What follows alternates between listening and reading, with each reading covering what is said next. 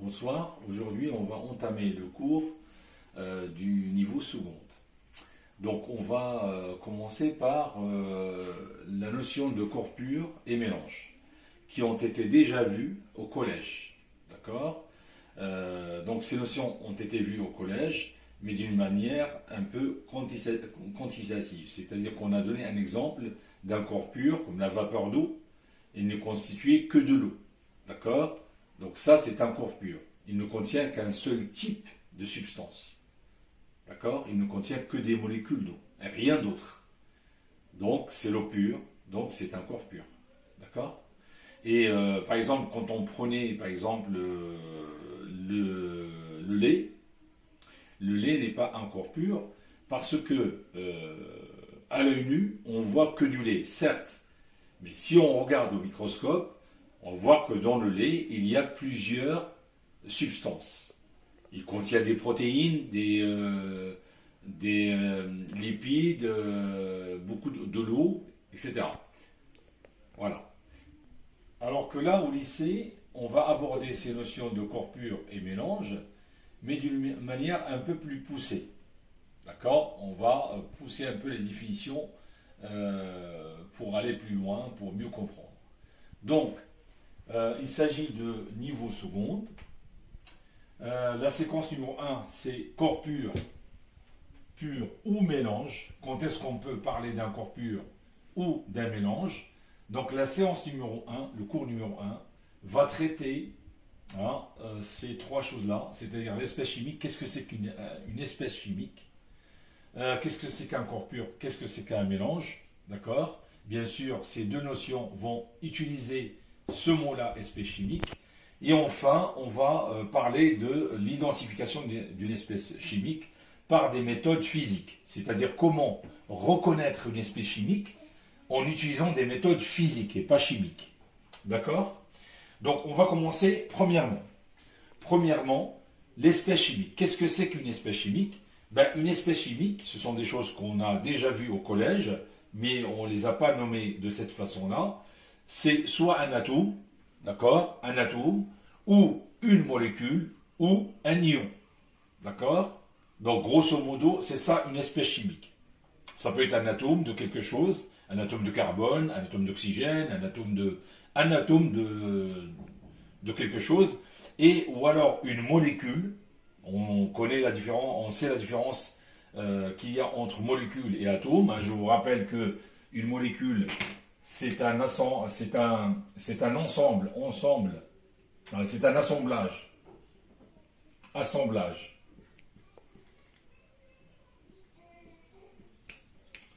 Un assemblage d'atomes. D'accord. Ça a été déjà vu. Assemblage d'atomes. D'accord. Voilà. Donc là, on va au petit 2, on va traiter un corps pur. Qu'est-ce que c'est qu'un corps pur? En utilisant ces mots, espèce chimique. Bon, un corps pur est constitué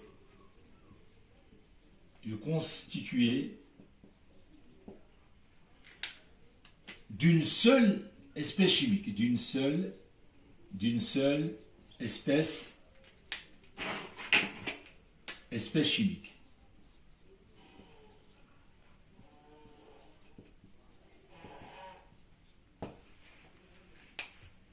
Un corps pur est constitué d'une seule espèce chimique. Je donne l'exemple de l'eau pure. Donc, une eau pure ne contient que des molécules. Molécule, c'est une espèce chimique. Donc, ne contient que des molécules d'eau et rien d'autre. Donc, l'eau pure est constituée d'une seule espèce chimique. Et cette espèce chimique, c'est quoi? C'est la molécule d'eau. D'accord? Ça, c'est un exemple. D'accord? Par exemple, là, on va traiter le cas d'un mélange. Donc, qui dit mélange dit le contraire de pur. Donc, le pur, c'est le contraire de mélange. Et mélange, c'est le contraire de pur. Donc, maintenant, troisièmement, qu'est-ce que c'est qu'un mélange? Alors, un mélange, c'est le contraire de corps pur. Mélange, ça veut dire ce n'est pas un corps pur. Mélange, ça veut dire ce n'est pas un corps pur. Et un corps pur, ça veut dire ce n'est pas un mélange. L'un est le contraire de l'autre. Donc, un mélange est constitué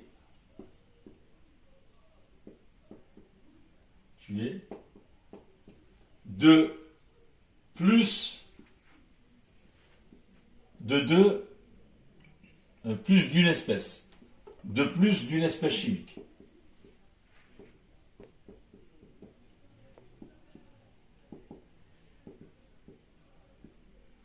Ça veut dire quoi? Ça veut dire qu'il est constitué de plusieurs espèces chimiques, au moins 2 espèces chimiques.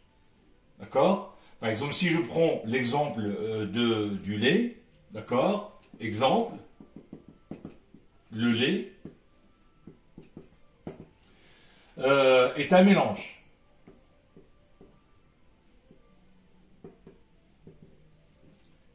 Car il contient plusieurs espèces chimiques. Plusieurs espèces chimiques. Exemple, les molécules de protéines,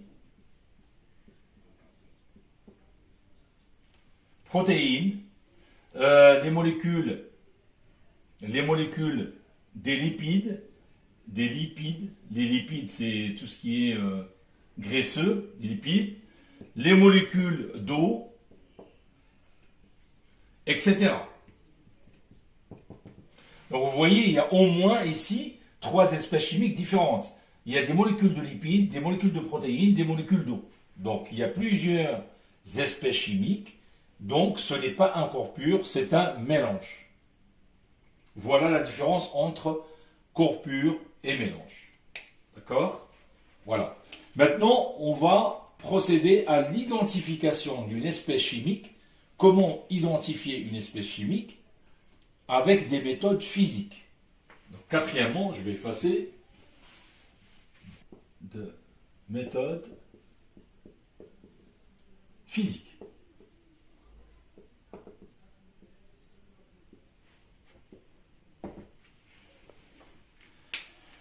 Ok. Alors, par exemple, la température du changement d'état. Alors, vous savez très bien que chaque espèce chimique a une température unique de changement d'état. D'accord? Par exemple, l'eau pure, eh bien, il a un changement d'état de liquide à solide, ou alors l'inverse, de solide à liquide, bien précise. Par exemple, pour solidifier l'eau, ça commence à 0 degré Celsius. Donc la température de solidification de l'eau, c'est de l'eau pure, hein, c'est 0 degré Celsius. Pour l'ébullition, la température d'ébullition de l'eau, c'est 100 degrés Celsius. Donc c'est un changement d'état. L'ébullition, c'est quand l'eau passe de l'état liquide à l'état gazeux. Ça veut dire c'est un changement d'état. Passage de liquide à gaz. Le changement d'état de la solidification, ça veut dire que l'eau passe de l'état liquide à l'état solide. Donc ça se fait à 0 degré Celsius. Là où il y a un plateau. Je vous rappelle que les changements d'état, c'est ça. Par exemple, l'eau passe de liquide, là c'est l'état liquide, solide. Donc ce changement d'état, ça c'est le palier. Donc le palier se fait à 0 degré Celsius. Donc le changement d'état, là c'est liquide, hein. Là c'est liquide. Donc toute cette partie c'est liquide. Là c'est liquide puis solide. Et là c'est solide. D'accord? Je vous rappelle que le changement d'état, cette température de changement d'état, elle est unique. Donc, avec une température de changement d'état, on peut reconnaître une espèce chimique. Par exemple, là, c'est l'eau pure. Ça, c'est l'eau pure. D'accord? Donc, l'espèce chimique eau, la molécule d'eau pure, eh bien, elle est reconnaissable D'accord? Rien qu'en sachant la température de changement d'état. Par exemple, ici, solidification. Ça, c'est une solidification. C'est-à-dire le passage d'un liquide à un solide. À la base, j'ai un liquide, ça se solidifie, ça se congèle. Eh bien, ça se congèle à 0 degré Celsius, à une température de 0 degré Celsius. Voilà, ici, comme ici. D'accord? Voilà. Alors, on a donné un exemple pour identifier une espèce chimique, par exemple l'eau, ici, l'eau pure, pour dire que c'est de l'eau pure, il suffit de regarder la température de solidification. Là, la température de solidification, c'est 0 degré Celsius, c'est là où il y a le palier. Qu'est-ce que c'est que le palier? C'est une marche. Hein, c'est comme une marche, c'est celle-là. Eh bien, ce palier se trouve à 0 degré Celsius. Donc là, je peux déduire qu'il s'agit de l'eau pure. Donc l'espèce chimique en question, qui est recherchée, eh bien, c'est de l'eau pure. Voilà, ça c'est un exemple. Je peux aussi utiliser la masse volumique, la masse volumique, la masse volumique. La masse volumique, on la note souvent ρ. Ça, c'est la lettre ρ, d'accord, qui est égale à la masse volumique ρ par rapport à celle de l'eau. À celle de l'eau. D'accord? On utilise la masse volumique ρ, d'accord? La masse volumique notée ρ, par rapport à celle de l'eau. D'accord? Sachant que la masse volumique de l'eau, j'écris ρ, est égale à 1,0, d'accord? Eh bien, gramme, mol, millilitre, moins 1. Hein? Ça là, gramme par millilitre. 1 gramme par millilitre. Ça, c'est la même chose que gramme par millilitre. Alors ça s'écrit soit gramme / millilitre, gramme par millilitre, ou alors gramme point gramme point millilitre ml moins 1. Ça, on sait le faire. C'est comme ça qu'on l'écrit. Ça, c'est la même chose que ça. Gramme, millilitre, moins 1, c'est la même chose que gramme par millilitre. Ça, c'est à connaître. La masse volumique de l'eau, est égale à 1,0 gramme millilitre moins 1. Alors, là, on va traiter, identifier une espèce chimique à partir de méthodes chimiques qui ont été vues au collège, quelques-unes. Par exemple, on va rester dans l'eau, hein, pour identifier l'eau pure, identifier l'espèce chimique, l'eau, grâce au sulfate de cuivre anhydre. Sulfate de cuivre anhydre. En fait, le sulfate de cuivre anhydre, c'est une poudre blanche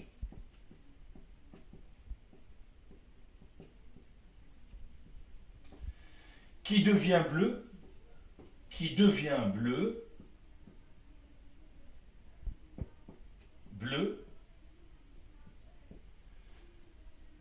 au contact de l'eau.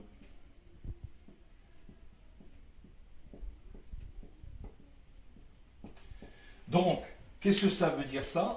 Ça veut dire que pour reconnaître la présence de l'eau, de l'espèce chimique, l'eau, eh bien, j'utilise une poudre blanche.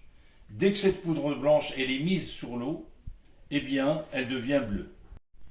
Alors, on a dit que si on veut tester, par exemple, s'il y a de l'eau dans une pomme, je prends la pomme, je la coupe en deux, d'accord, je la pose sur la table, je mets le sulfate de cuivre anhydre D'accord? C'est une poudre blanche. Je la mets sur la pomme et cette poudre, elle va devenir bleue. Donc la pomme contient de l'eau. Donc là, je viens d'identifier l'eau, la présence de l'eau dans la pomme. Donc voilà, c'est une façon d'identifier une espèce chimique. D'accord? Autre expérience qu'on a faite, l'eau de chaux. D'accord? L'eau de chaux,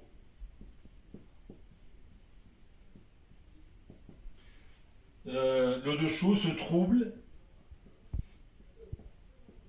au contact du CO2, du dioxyde de carbone.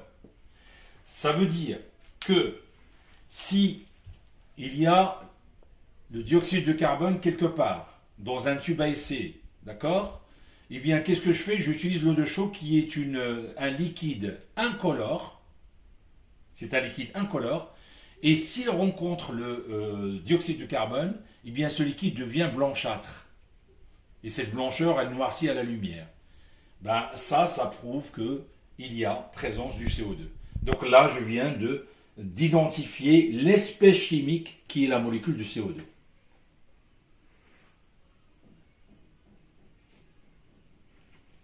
Voilà. Donc, un autre test, un dernier test, si on a le temps. Eh bien, j'efface ici un autre test. Alors, on a donné deux exemples. L'identification de l'eau en utilisant le sulfate de cuivre anhydre, c'est-à-dire une poudre blanche qui devient bleue. Si elle devient bleue, ça veut dire qu'elle a rencontré l'eau. Donc, j'ai identifié la présence d'eau. Et là, j'identifie la présence du dioxyde de carbone avec l'eau de chaux. Hein, c'est un liquide incolore, on a dit, qui devient trouble, c'est-à-dire blanchâtre, à l'encontre du CO2. Un troisième exemple, un dernier. Donc, c'est le test du H2, d'hydrogène gazeux. D'accord? Eh bien, par exemple, on a fait une expérience avec l'acide. Je mets de l'acide sur de la craie. Donc là, je mets de la craie. L'acide sur de la craie, eh bien, ça va faire une effervescence. Et cette effervescence, eh bien, elle va dégager un gaz ici. Un gaz. Donc, ce gaz-là, c'est le H2. Comment on prouve que c'est du H2? Eh bien, on présente juste une allumette allumée. On allume l'allumette et j'ai ici une détonation. Détonation.